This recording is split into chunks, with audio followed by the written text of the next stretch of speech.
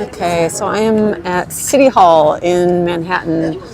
We've just come out of a city council hearing, and I'm here with someone who gave testimony at that meeting of the Civil Service and Labor Committee of City Council. Tell us why you came to this meeting, this City Council meeting, and what your testimony was about, and how these issues are affecting you now. My name is Garrett Ramirez. I worked for over 15 years as an educational assistant for the New York City Department of Education with special needs students. And it was my career, and I loved it. I thought I was helping people. And when COVID came along, they pressured me to take the vaccine, even though I actually worked through the pandemic, and I contracted COVID in 2020 before there was a vaccine. I worked in person. I didn't have any symptoms actually, but we know that we got antibodies. I got antibodies. I actually got an antibody test in 2020 because I was hoping to get a medical exemption.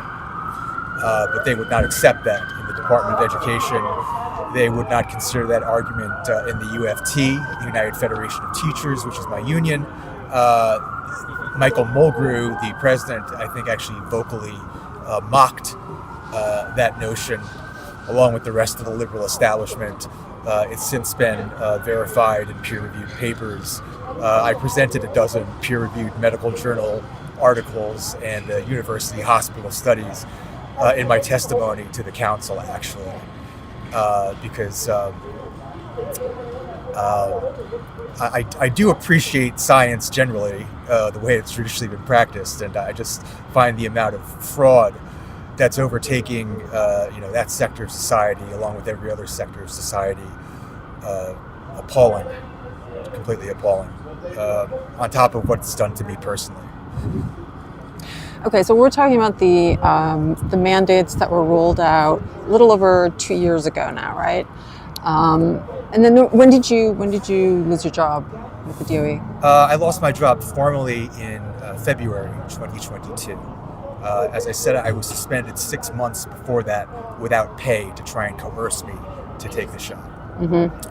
And so this was not even a hearing on this specific issue. It was an issue of the Labor Committee, but it was about professional development. You and a bunch of other people who were terminated, who lost employment under the mandate, came to this hearing to give testimony. Why 2 years later is this still going on? Why are people still coming to give testimony about this? Because their lives have been ruined. And it's just a shocking assault on, I think, both the Civil Rights Act of 1964, because most of us applied for religious accommodations and had them denied, and they had them denied on spurious grounds that such and such religious leader endorsed the vaccine. But the Civil Rights Act of 1964 and the jurisprudence around it doesn't say anything about following a particular religious leader. It goes by following, your own conscience to ask for a reasonable accommodation. So that's blatantly, it's unconstitutional, and on top of that violation, it violates the Civil Rights Act. It violates the Bill of Rights itself, just to be secure in one's own person. That used to be the explanation for Roe v. Wade. I think part of Roe v. Wade. Of course, Roe v. Wade is gone, so maybe they just made it consistent that you don't have a constitutional right over your own body anymore. That seems to be the thinking, but it doesn't explain why the Democrats have one standard for this and another for abortion. What would you like to see happen at this point? What would you like to see city council members who are listening to this testimony do? What would you like to see the city government in general, the mayor do? What would you like to see happen on the legal front and political front? Everyone who lost their job for declining the COVID mandate vaccine needs to get it back, along with back pay, along with pain and suffering. Because, I mean, you know, you recorded the testimonies. These were completely nightmarish stories of working people who had given their life to the city, who'd given their life to public service. And as one woman said, you know, got treated like trash. Just was thrown on the trash heap as if she was a criminal, as if she was a common criminal. They literally sent her fingerprints to the FBI. Yeah, if there were any justice in this society, it would be completely reversed, and we would be fully compensated for the pain and suffering we've faced.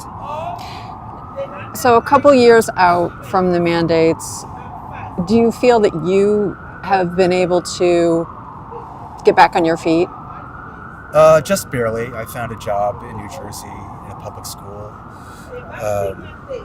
of a similar sort, but you know, it's starting from the bottom. It's not with the seniority and you know, the salary ladder and the pension that I had in the city of New York, which is a much better situation than in the suburbs. So no, every day is a struggle, and you know, the economy just gets worse and worse. Unfortunately, I don't have to support any people, but doing this to people who do, excuse me, who do have families, it's just a crime against humanity, and I'm afraid that it's only the beginning. If they can do this, I mean, what can't they do? Okay. Anything else you'd like New Yorkers, anyone else watching this, to know about this whole issue?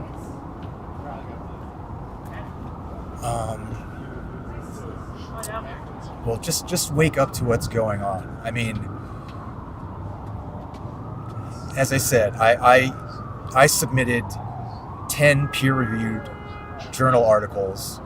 I guess there's some theories about the vaccine that seem kind of wacky about, I don't know, synthetic snake venom or whatever, microchips, whatever. I never believed that. I just believed that it hadn't been properly tested. No vaccine is properly tested, you know, in less than 2 years, much less 1 year. We were officially we were drafted into a clinical trial. A clinical trial demands informed consent, but this was explicitly coerced consent. I didn't consent to it at all, but for those who did, they knew very well that the consequences would be to lose their job, to lose their livelihood, and God knows lose what else in this economy, where you know every dollar is precious.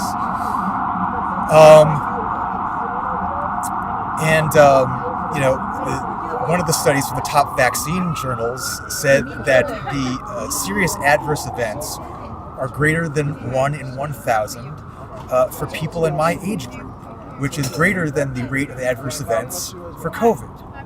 And this was in the Pfizer data. They used the Pfizer data, which they tried to cover up. For 75 years, they had to take them to court to release it. And when they finally did, they find this out, that the rate of adverse events is greater than 1 in 1,000. So they're forcing people to play Russian roulette. And this is just a crime against humanity that shouldn't be tolerated for corporate profit. And it's one of the great issues of our time. All right. Thank you for talking with me. Thank you. How you doing? Hi. I was told that you were giving interviews, and I would love to. Great. I'm live on YouTube right now. Oh, Okay.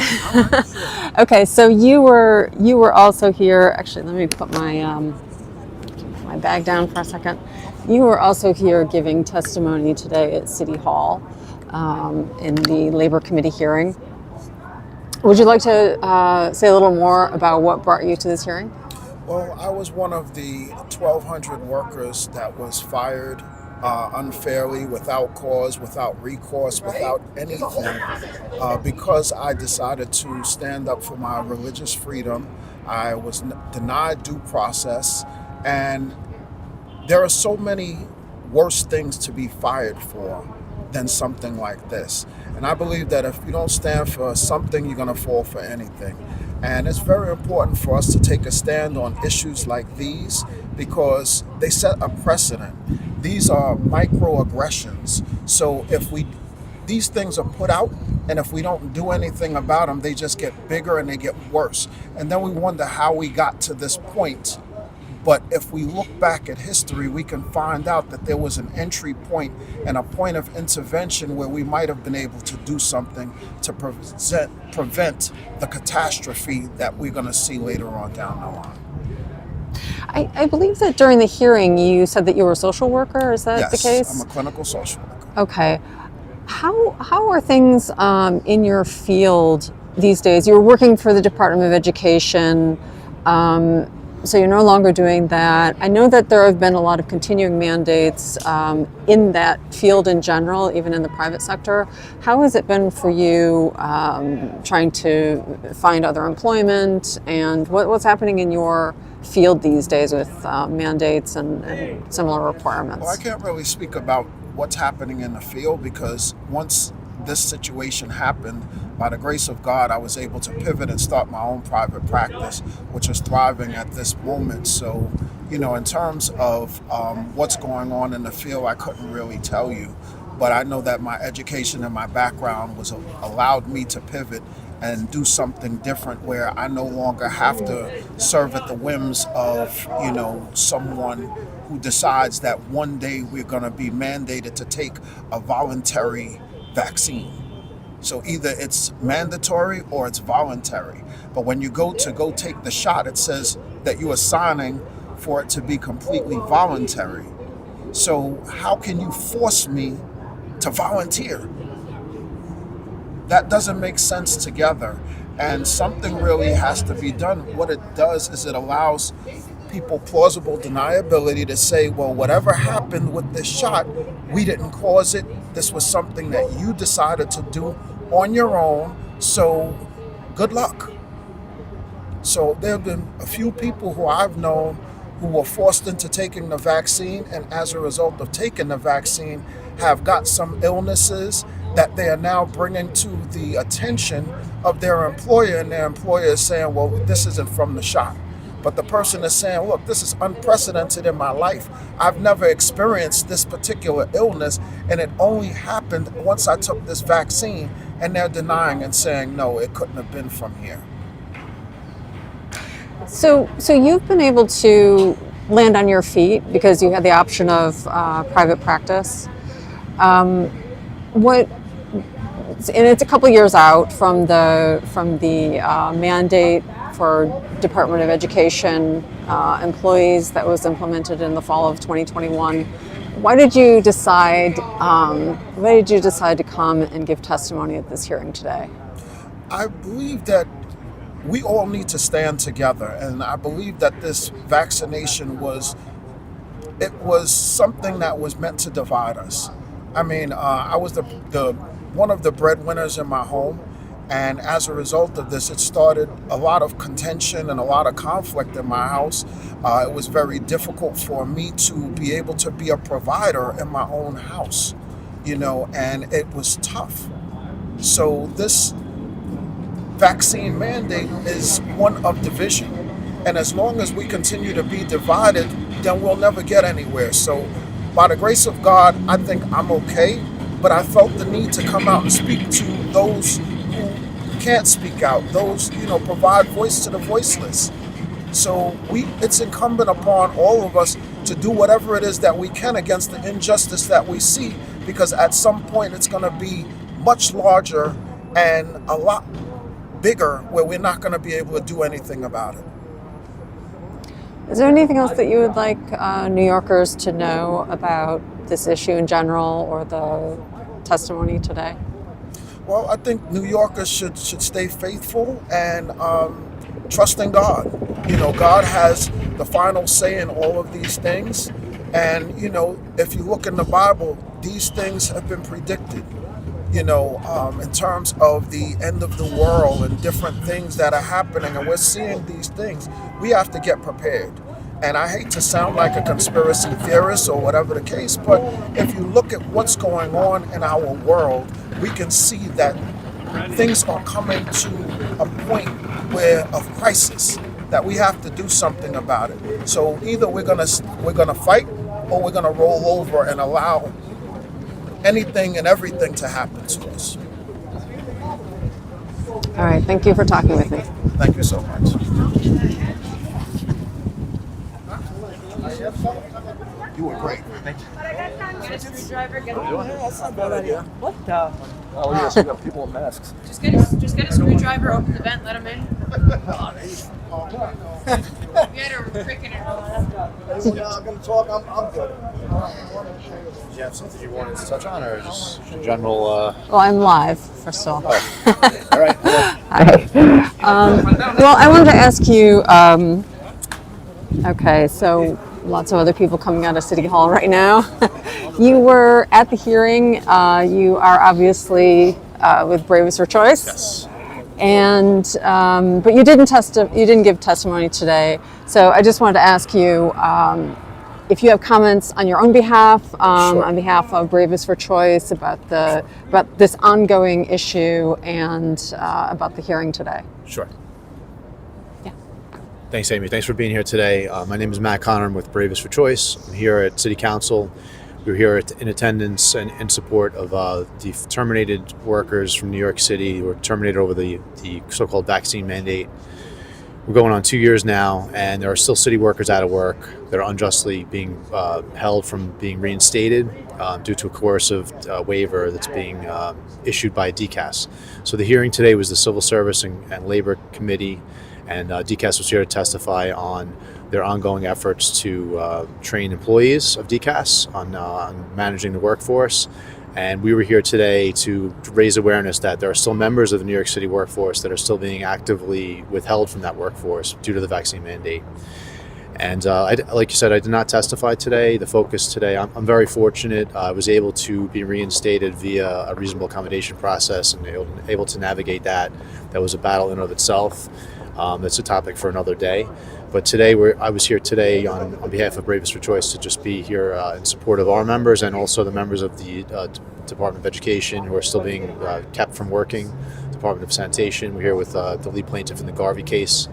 And we're here as a group. We've been out here in the streets rallying for 2 years now, and we have ongoing litigation. Different. Obviously, if you follow the New York Mandate podcast or know one you know, you'll be familiar with all the litigation that's going on in New York City around this issue. But the bottom line is people are still hurting. We're coming up on the holiday season, and people are still out of work. People are losing their houses. If you listen to the testimony, you hear these powerful stories of people who are literally risking everything to stand up and hold the line against the mandates. And a lot of people don't realize it's still going on. People are still being injured by this. And so, I'm here. Like I said, I'm very fortunate. I am back at work, thankfully. But this doesn't end until everybody's back to work and justice is served on this issue. So that's why I'm here. I'm here with my daughter for her to see what, her city government at work. And this is a government of the people, by the people, for the people. We have to be here and be present in our processes in government and hold our government accountable for what was done here. So as you mentioned, there are a lot of cases in court right now. Yeah. So that's what's happening with the judicial system. People here today appealing to city council, city government, the mayor. So what would you like to see happen on that front in terms of the executive branch and city council? What would you like to see them do? Yeah, I think so. As you said, there's active litigation going on that may end up having a favorable outcome for people's careers. But I think one of the lessons that we're learning through this process is that we can't just wait for the courts to act. The city is fighting tooth and nail. They're using taxpayer dollars to appeal the wins. You have the lead plaintiff of the case that took down the entire mandate here today, and he's still not back at work. People don't understand that the litigation, the city is just appealing the decisions, and it's going to have to work its way through the appellate divisions of the court. So people's careers can't be on hold for indefinitely based on a policy that's essentially, no longer being enforced. And that's why we're here today. That's, I think, where there's room for political action and room for the city council to have impact on DCAS's practices. Not only just they're here today to talk about their ongoing professional development. Well, what about the professional development of people whose careers were interrupted in mid and late career serving the people of the city of New York? One of the course offerings from the DCAS course catalog that DCAS was here to talk about today was adaptive leadership. Well, I think we have a number of people in this room today that came out to testify that could qualify as adjunct lecturers in an adaptive leadership course. We're out here in the cold, fighting for what we took a stand for 2 years ago, 2 years down the road, and we're in it for the long haul. We're not going away, and that's the point of today. I think it's about being present, raising awareness for the public that this is still an ongoing issue, and it's people were wronged here. And I think where there's room for impact is if city council can put pressure on DCAS to do the right thing and get these people reinstated and back to work. The dust could settle after. There's issues around back pay, around tenure, around service time that still needs to get hashed out. But at the bottom line, just get these people back to work. They want to come back to work. We're coming up on the Christmas season here, and we're going to have to. There are some things that are going to have to play out going forward in terms of settling the score, so to speak, or finding justice. But I think one thing at this point we should all be able to agree on is that people that want to continue to serve this city should be offered the opportunity to be reinstated without being coerced to sign away their legal rights. And that's really what we're here today to make the overall point. We just get these people back to work, and the rest of it we'll be able to figure out after. But this could happen tomorrow with the right political pressure and the people, the right political leadership. And I truly believe that our presence here, hopefully it spurs at least some thought in these leaders to do the right thing and get these people reinstated and back to work for the city of New York. All right, thank you. Thank you.